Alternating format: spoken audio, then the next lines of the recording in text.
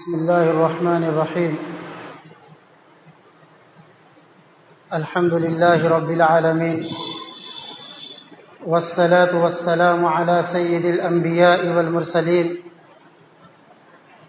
وعلى آله وصحبه أجمعين ومن تبعهم بإحسان إلى يوم الدين.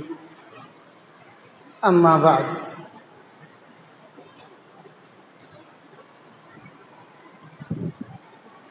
محترم حاضرین، جو لوگ دنیا کے حالات کے اوپر نظر رکھتے ہیں ان کو بہت اچھی طریقے سے احساس نہیں بلکہ یقین ہے کہ پوری دنیا کے اندر عام طور پر اور ہندوستان کے اندر خاص طور سے مسلمانوں کا سیاسی مستقبل اور اس کے ضمن میں دینی مستقبل کوئی اچھا نظر نہیں آ رہا ہے. کہنے کو تو حالات پوری دنیا کے اندر ہی انتہائی دشوار گزار، پیچیدہ اور افراتفری کا شکار ہے، لیکن چند سالوں سے ہندوستان کے اندر سیاست نے جو نیا موڑ لیا اور اس کے بعد سے جو حالات بگڑتے جا رہے ہیں اس کی روشنی میں آنے والے سال اور ایام کچھ بہتر نظر نہیں آ رہے. آخر اس کے اسباب کیا ہیں؟ ایسی کیا وجہیں ہیں کہ مسلمان دن بدن سیاست کے میدان میں پیچھے ڈھکیلا چلا جا رہا ہے اور اس کی بنیاد پر دیگر شعبۂ سیاست حکومت کے اندر اس کی نمائندگی بالکل کم ہوتی چلی جا رہی ہے، اس کا پیراگراف تنگ ہو رہا ہے، گرتا چلا جا رہا ہے. آزادی کے اندر جن لوگوں نے شرکت کی، علماء دیوبند اس میں خاص طور سے شریک تھے، بلکہ آگے تھے، بلکہ حقیقت یہ ہے کہ وہی لوگ اس کے علم بردار تھے، محرک تھے، داعی تھے. انہوں نے ہی جنگ آزادی کی آواز اٹھائی اور لوگوں کے اندر ایک روح پھونکی کہ انگریزوں کے سامراج کو یہاں سے اکھاڑ کے پھینکنا ہے اور ہندوستان کو ان ناپاکوں سے پاک کرنا ہے. جنگ ہوئی اور تمام لوگوں نے آہستہ آہستہ اس کے اندر شرکت کی اور شرکت کرنے کے بعد ایک قوت اور طاقت وجود میں آئی جس کے سامنے انگریزی حکومت ٹھہر نہ پائی اور آخرکار ان کو یہاں سے جانا پڑا. جاتے جاتے اس وقت کے حالات کیا تھے وہ تو سبھی لوگ جانتے ہیں.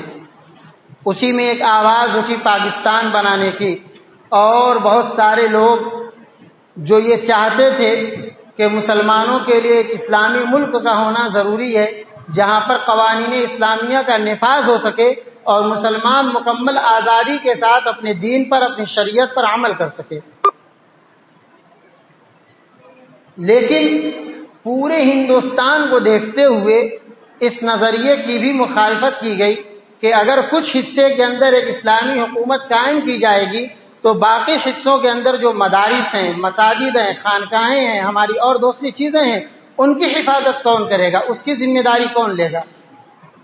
اس لیے بہت سے لوگوں کی رائے یہی ہوئی کہ ہم ہندوستان کے اندر ہی رہیں گے اور یہاں پر ایک متحدہ نظام بنایا جائے گا جہاں پر تمام فرقے کے لوگ آزادی کے ساتھ، آسانی کے ساتھ زندگی گزار سکیں. لیکن ایک بات اور قابل لحاظ تھی کہ جنگ کے اندر جو علماء کرام شریک تھے ان کا جذبہ خالص دینی جذبہ تھا. ان کا مقصد یہ نہیں تھا کہ جنگ کریں گے، انگریزوں کو بھگائیں گے اور جب ہندوستان خالی ہو جائے گا تو اس کے اوپر ہم اپنی حکومت چلائیں گے یا اس کے اوپر قبضہ کر لیں گے یا حکومت کے اندر حصہ داری لیں گے. اس طریقے کے خیالات ان لوگوں کے اندر نہیں تھے، وہ صرف للہ فی اللہ ایک جنگ کے اندر شریک ہوئے کہ ان لوگوں نے ہندوستان کے اندر دین اسلام کو اور مسلمانوں کو اور دوسرے مذاہب کے لوگوں کو بری طریقے سے ٹارچر کر رکھا ہے، مجبور کر رکھا ہے، غلام بنا رکھا ہے، عجیب زبوں حالی کی زندگی تھی۔ لوگوں کی فریاد رسانی کے لیے، داد دہانی کے لیے اور مدد کے طور پر انہوں نے جنگ کی۔ جب حکومت بننے لگی اور مسلمانوں کے سامنے پیشکش کی گئی تو یہ لوگ پیچھے ہٹ گئے۔ اس وقت ایک بہت بڑی بھول ہوئی کہ حکومت کے اندر جو حصے داری مل رہی تھی اس سے ایک قدم پیچھے ہٹ کے انہوں نے آنے والی پوری تاریخ کو سیاہ کر دیا نادانستہ طور پر۔ ان کے اوپر ہم لوگ کوئی تنقید نہیں کر رہے ہیں، لیکن ایک بھول ہوئی ہے جس کا بعد میں اقرار کیا گیا، اور مولانا ابوالکلام آزاد رحمۃ اللہ علیہ نے اس کی وضاحت کی اور غم کا افسوس کیا کہ بنیوں کے ساتھ معاملہ کیا اور انہوں نے دھوکہ دے دیا۔ وہاں پر حصے داری چھوٹی اور اس کے بعد چھوٹتی چلی گئی۔ علماء کرام اس وقت سیاست کے میدان کو چھوڑ کر کے خانقاہوں اور مدرسوں کے اندر محصور ہو گئے، اور وقت کی ضرورت بھی تھی۔ وقت کی ضرورت کے حساب سے لوگ خانقاہوں میں چلے گئے، لوگوں کے تزکیہ نفوس کے لیے مدارس کے اندر چلے گئے اور مدارس کا جگہ جگہ قیام کیا تاکہ جو ہندوستان کے اندر مسلمان ہیں ان کے دین کی حفاظت کی جا سکے۔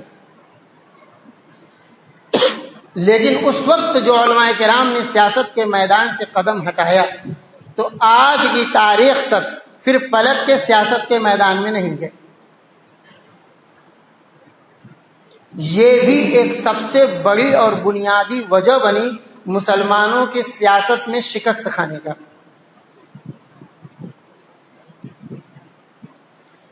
اور پھر حالات بڑی تیزی کے ساتھ بدلتے گئے، لوگوں کے اندر فرقہ پرستی کی روح پھونکی گئی، ہندو مسلم کا کھیل کھیلا گیا اور دونوں دلوں میں ایک دوسرے کے لیے نفرت پیدا کی گئی۔ جب حکومتوں نے چاہے براہ راست ہوں فرقہ پرست طاقتیں یا پردے کی آڑ میں کام کرنے والی پارٹیاں ہوں جو اپنے آپ کو سیکولر کہتی ہیں، تمام کی تمام سیاسی پارٹیوں نے ایک جیسا ہی سلوک کیا۔ سب نے مسلمانوں کو کاٹنا شروع کیا۔ ایسے میں جو مسلم نمائندے چن کر کے ہماری طرف سے بھیجے گئے وہ بھی وفا شعار نہیں نکلے۔ جو سیاست کے میدان میں مسلمان جاتا ہے وہ سیاست کے میدان میں قدم رکھنے کے بعد سب سے پہلے بددین بنتا ہے، پھر قوم برائے قوم وہ کام کرنا نہیں سمجھتا۔ اس کی وجہ یہ ہے کہ علماء سیاست میں نہیں ہیں اور ایسے لوگ بھی سیاست میں نہیں ہیں جن کا علماء سے مضبوط تعلق ہو۔ علماء سے دور جو حضرات ہیں وہ لوگ سیاست کے میدان میں اترتے ہیں۔ اور دوسری سب سے بڑی ہمارے اندر جو خرابی ہے وہ یہ بھی ہے کہ جب الیکشن کا دور آتا ہے اور ووٹ دینے کی باری آتی ہے تو ہندو مسلم قوم بھی ووٹ دینے کے اندر عجیب و غریب ماحول بناتی ہے۔ ووٹ دینا ہے کس کو دیں؟ جو سب سے خراب ہے، جو سب سے داغدار ہے اسی کو ووٹ دینا چاہیے۔ کیوں بھائی؟ شریف آدمی کو ووٹ کیوں نہیں دیں گے؟ تو دلیل دی جاتی ہے کہ نہیں، سیاست کے اندر سارے لوگ چور ڈاکو بیٹھے ہیں، ان کے اندر یہ چور ڈاکو جائے گا تبھی کچھ کر پائے گا۔ اب جو سب سے داغی آدمی ہے، خراب آدمی ہے، اپنے کیریئر کا اس کو اٹھا کر کے ووٹ دے کر کے جتا کے آگے بھیج دیا اور پھر انتظار کرتے ہیں کہ کوئی عمر جیسا، ابو بکر جیسا فیصلہ کرنے والا آئے۔ لگاتے ہیں کیسا درخت؟ ببول کا، اور کھوجتے ہیں گلاب کا پھول یا گیندے کا پھول یا دوسرے پھول یا پھل۔ کانٹے بونے کے بعد صرف کانٹے ملیں گے، پھل نہیں ملا کرتے۔ اس لیے ووٹ کی شرعی حیثیت کیا ہے اس کو بھی سمجھنا چاہیے۔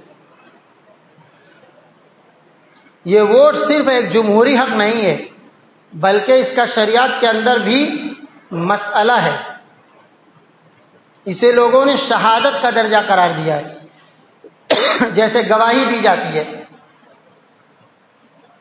اور گواہی آپ یہ دے رہے ہیں کہ جس آدمی کو میں ووٹ دے رہا ہوں وہ آدمی میری نظر میں باقی تمام لوگوں سے اچھا ہے۔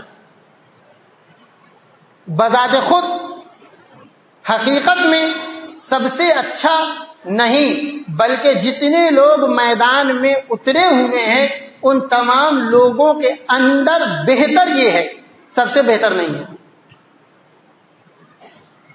ایسا سوچ کے لوگ ووٹ دیتے ہی نہیں ہیں، بلکہ نظریہ یہ ہے کہ ہم ایسے آدمی کو ووٹ دیں گے جو بالکل گیا گزرا ہو، سیاست کے اندر انہی کو بھیجو۔ جب گھٹیا لوگ سیاست کے اندر جائیں گے تو گھٹیا سیاست کریں گے اور یہی صورتحال ہوگی۔ ہمارے لیے المیہ یہ بھی بنا ہوا ہے کہ ہم لوگ ایسے لوگوں کو چن کر کے آگے بھیجتے ہیں، اور جب وہ سیاست کے میدان میں جاتے ہیں تو سیکولر کا ایسا بھوت ان کے اوپر سوار ہوتا ہے کہ وہ پھر دین، دھرم، اسلام، مسلمانوں کی ترجمانی، دینداری، ان سے ان کا کوئی واسطہ نہیں رہ جاتا۔ جہاں دشہرا آیا پنڈالوں میں پہنچ گئے، تھوڑا سا اور جوش چڑھ گیا مندروں میں پہنچ گئے۔ آخر ایسا سیکولر کا بھوت کون سا صرف مسلمانوں کو ہی سوار ہوتا ہے، دوسرے قوم کے لوگوں کو سوار کیوں نہیں ہوتا؟ الیکشن کے دور میں کتنے ایسے غیر مسلم کینڈیڈیٹ ہیں، ممبران ہیں جو مسجدوں کے اندر جمعہ میں آ جاتے ہیں، یا عید بقرعید پر مصلی عیدگاہ میں آ جاتے ہیں، یا رمضان میں آ کر کے روزے رکھ لیتے ہیں۔ ان کے اندر سیکولر کا معنی یہ کیوں نہیں ہوتا ہے؟ صرف سیکولر کا معنی ہم ہی کیوں دکھاتے ہیں کہ ہم بددین ہو گئے تو مطلب سیکولر ہو گئے؟ یہ کون سا سیکولرزم ہے؟ ایسے لوگوں کو پھر دوبارہ ووٹ دے کر کے اپنا نمائندہ بنانے کا کیا مطلب ہوتا ہے کہ ہم ایک بددین کو اور دین بیدار آدمی کو اپنا نمائندہ بنا کر کے آگے بھیجنے؟ تو ہماری ترجمانی وہ کیسے کرے گا جو خود بددین ہے اور دینداری کو بالکل پسند نہیں کرتا ہے؟ طلاق ثلاثہ کا مسئلہ آیا، سارے لوگ یہ سوچتے رہے کہ ہمارے مسلم جو ممبران ہیں وہ بات کریں گے۔ تم نے ایسے ممبران کو بھیجا ہی نہیں جو بات کریں گے۔ دین بیدار ہے، ان کو اس سے کیا لینا دینا کہ تم اپنی بیوی کو 3 طلاق دیتے ہو یا 8 طلاق دیتے ہو، ان کو اس سے لینا دینا نہیں ہے۔ ان کی بیویاں خود ہی غیر مسلم ہے، طلاق کا ان کا مسئلہ ہی نہیں ہے۔ ان کے نکاح کے لیے مسلمان ہونا بھی ضروری نہیں ہے، ان کا خود کا مسلمان ہونا ضروری نہیں ہے، اور مسلمان ہونے کے لیے ان کے وہاں توحید پرست بھی ہونا ضروری نہیں ہے۔ موقع پڑے گا وہ تلک بھی لگا لیں گے، موقع پڑے گا وہ ہون بھی کر لیں گے، موقع پڑے گا پنڈالوں میں جا کر کے مورتیوں پر چڑھاوا بھی چڑھا دیں گے۔ ان کو مقصد جب صرف اور صرف کرسی رہ گئی ہے کہ وہ اپنی کرسی کے لیے، اپنے اقتدار کے لیے، اپنے منصب کے لیے جو شخص اپنے ایمان کا سودا کر سکتا ہے وہ آدمی اپنی کرسی کو باقی رکھنے کے لیے پوری قوم کا سودا کرنے سے پیچھے ہٹے گا؟ جو ایمان کا کھلے عام سودا کر رہا ہے ہم اس کے اوپر بھروسہ کرنے کہ یہ ہمارا سودا نہیں کرے گا اور ہماری صحیح ترجمہ نہیں کرے گا؟ یہ ہماری کتنی بڑی غلط فہمی ہے۔ لہذا ایسے لوگوں کو اختیار کرو جو ہمارے لیے بہتر ہو۔ اگر اپنی سیاست کے اندر نمائندگی چاہتے ہیں تو، اور پارٹی بازی سے تو بالکل ہی توبہ کر لینا چاہیے کہ ہم سماجوادی کے آدمی ہیں، لہذا سماجوادی کو ہی ہر حال میں ووٹ دیں گے، ہم سپا والے، بسپا والے، ہم کانگریس والے، ہم بھاجپا والے، ہم کمیونسٹ والے، یہ سب ہماری جو تفرقہ بازیاں ہیں اور ہمارے جو گھڑے ہوئے خیالات و تخیلات ہیں، اعتقادات ہیں، ان سے جب تک ہم دامن کو جھاڑیں گے نہیں، توبہ نہیں کریں گے، اس سے اوپر اٹھ کر کے پوری قوم کے لیے نہیں سوچیں گے، ہمارا یہی حال ہوگا کہ ہمارے ووٹوں کو پرساد کی طریقے پر یا کسی مزار پر چڑھے ہوئے کس حلوے کی طرح بانٹ کر کے لوگ کھا جائیں گے، اور نتیجے کے طور پر جو مٹھائی کا ڈبہ کچروں میں پھینکا ہوا نظر آتا ہے ہم بھی الیکشن کے بعد ایسے پھینکے ہوئے نظر آئیں گے۔ ہر جگہ ووٹ کی اہمیت ہے، لیکن مسلم ووٹ کی کچھ اہمیت کہیں کہیں پہ بہت زیادہ ہے، اس کا خیال کرنا چاہیے، اور واویلا کرنے سے زیادہ خاموشی اختیار کرے اور خاموش سیاست کرنی چاہیے۔ بہت زیادہ ہمارے شور کرنے سے یا علماء کرام کے نامزد کر دینے سے نقصان ہوتا ہے، یہی وجہ ہے کہ جمعیت علماء ہند کبھی کسی کی طرف سے یہ نہیں کہتی کہ فلاں کو ووٹ دو. وہ جانتے ہیں کہ اگر ہم اعلان کر دیں گے کہ فلاں کو ووٹ دو تو ساری غیر مسلم اور فرقہ پرست طاقتیں ایک ہو کر کے لوگوں کو اکسائیں گی کہ دیکھو یہ لوگ کیا کر رہے ہیں، اور پھر نقصان ہوگا.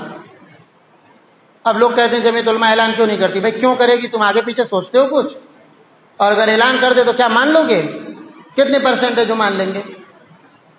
اس لیے سب لوگ اپنے مسلک کے جھگڑے کو اور پارٹی کے لفڑے کو چھوڑ کر کے بالکل مسلم برائے مسلم ہو کر کے سوچیں کہ ہماری قوم کا کیسے گزارا بہتر ہوگا، سیاست میں ان کی نمائندگی کیسے بڑھے گی، ہم کن لوگوں کو بھیجیں جو فرقہ پرستی کو چھوڑ کر کے اکتائی کی، محبت کی، ملک کی، قوم کی ترقی کی بات کرے.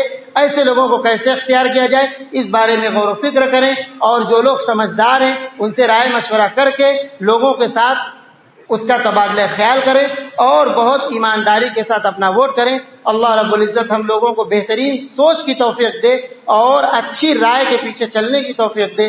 وآخر دعوانا الحمدللہ.